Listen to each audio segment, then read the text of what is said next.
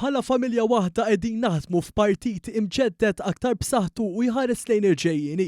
Saħaq dan il-Prim Ministru mexxej tal-Partit Laburista Robert Abela fiċ-Ċentru Nazzjonali Laburista fil-Ħamrun fl-għeluq tal-Konferenza Ġenerali Straordinarja bit-tema Il-ġid għal-Maltin. B'merħba sabiħa minn dawk li nġabru fil-kwartieri tal-Partit Laburista propju fix-xahar li qed jitfakkar it-30 anniversarju tal-binja, il-Prim Ministru fakkar kif sena ilu l-Partit Laburista rebaħ żewġ elezzjonijiet iżda l-poplu bat messaġġi ċari.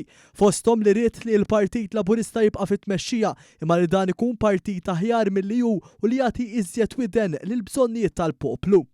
U kemm jien għalhekk kuntent illi qed isiru dawn it-tibdiliet għax naf illi se jsaħħu lil dan il-partit u allura wkoll konsegwentement se jsaħħu lil pajjiżna għaliex Partit Laburista b'saħħtu ifisser futur aqwa għal pajjiżna. Rajna fl-aħħar xhur kif it-tiġdid fih dan il-partit wassal ukoll għal tiġdid fih dan il-gvern. Bdejna bil-budget f'Ottubru li għadda. It-tielet minn 5 budgets ta' din il-leġislatura. L-aqwa budget illi qatt kellu pajjiżna. Dr. Abela tkellem dwar il-bidliet fl-istatut tal-Partit Laburista fosthom dwar kif dawn se jagħtu vuċi akbar lil kumitati lokali għax huma ruħ vera tal-Partit Laburista. Hawnhekk il-Prim Ministru sostna li jekk ma tkunx f'qagħda li tmexxi tajjeb il-partit tiegħek, il-poplu ma jistax jaf dak tmexxi l-pajjiż u dan huwa saħansitra x'qed jiġri fil-Partit Nazzjonalista b'dejn u b'iskema sigreta ta' ċedoli fost oħrajn. Dr. Abela tenna li bil-kontra l-Partit Laburista qed ikompli jsaħħaħ il-governanza interna u l-mezzi finanzjarji tiegħu u aċċenna l-fatt li fl-aħħar xhur it-tibdil li twettaq fil-partit wassal għal tiġdid fih dan il-gvern dan bit-tielet budget minn 5 budget li sema aktar il-karba tan-nies b'kumpensa l-inflazzjoni u anke biex jiġu ħaddiema barranin bil-qies u bil-galbu. Il-Prim Ministru spjega li kien għalhekk li dan il-gvern nieda il-Malta Labour Migration Policy minn barra proġetti ta' infrastruttura aħjar bħal dawk ewlenin tal-imsida u t-tin interconnector għal aktar provvista elettriku b'sistema ta' distribuzzjoni ta' eċċellenza. Waqt id-diskors tiegħu Dr. Abela tkellem ukoll dwar il-viżjoni Malta 2050 li għandha 3 oġġettivi għal pajjiżna għas-snin li ġejjin. Viżjoni illi fost id-diversi għanijiet tagħha għandha 3 għanijiet ewlenin. L-ewwel li niġu mal-ewwel 10 pajjiżi fid-dinja fejn jidħol l-iżvilupp uman. It-tieni li dħul medju tal-familji tagħna jiġi terz aktar minn dak ta' familja medja Ewropea.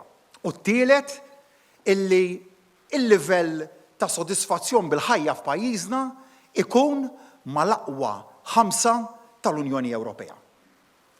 Issa dawn huma koll oġġettivi illi jpoġġu fiċ-ċentru ta' kollox lilkom, il-well-being u l-benesseri tagħkom. Dr. Abela semma wkoll kif issa dan il-gvern jista' jmur quddiem il-poplu pataflun ta' miżuri li qed jagħtu riżultati pożittivi fosthom l-inqas rata ta' qatt fl-istorja full employment l-akbar tnaqqis tat-taxxa fl-istorja l-ħaddiema kollha fil-pajjiż, miżuri għal first time buyers u żidiet fil-pagi bl-aqwa ftehimiet kollettivi. Il-Prim Ministru fil-fatt kompla jgħid li fil-baġit li jmiss se jkomplu jiżdiedu l-pensjonijiet u anke children's allowance. Sostna li dan huwa partit Laburista aħjar fejn ħadd ma jkun minsi u kulħadd igawdi. Il-mexxej Laburista tenna li minkejja l-ħadd ieħor medi miġġieled u jorok ideħ kontra pajjiżna fosthom fuq qafas li jipprovda kważi €1.5 biljun favur proġetti soċjali ta' fejda, dan il-gvern mhux se jagħta' qalbu qatt. Waqt din il-konferenza ġenerali straordinarja l-Prim Ministru tkellem ukoll dwar id-diskussjoni li għal il-gvern dwar l-eutanazja volontarja assistita u qal li din id-diskussjoni għandha tkun waħda matura u ta' kompassjoni. Dr. Abela temm id-diskors tiegħu b'messaġġ lill-attivisti ħalli jkomplu jaħdmu għal għan wieħed favur il-ġid ta' Malta pajjiżna. Kunu magħna f'dan iż-żmien sabiħ illi ġej qudiemna l-pajjiżna. Irbaħna flimkien, ħloqna tant u tant ġid, se nkomplu nirbħu flimkien u se noħolqu aktar ġid għall-Lawċin u l-Maltin kollha. Hekk nibqgħu moviment rebbieħ, moviment b'saħħtu, moviment progressiv, moviment favur il-ġustizzja soċjali, moviment favur il-ħaddiema u familji Lawċin u Maltin kollha. Moviment li jibqa' jkun ta' ġid għall-Lawċin u l-Maltin kollha li aħna tant għandna l-qalba. Grazzi lilkom ilkoll.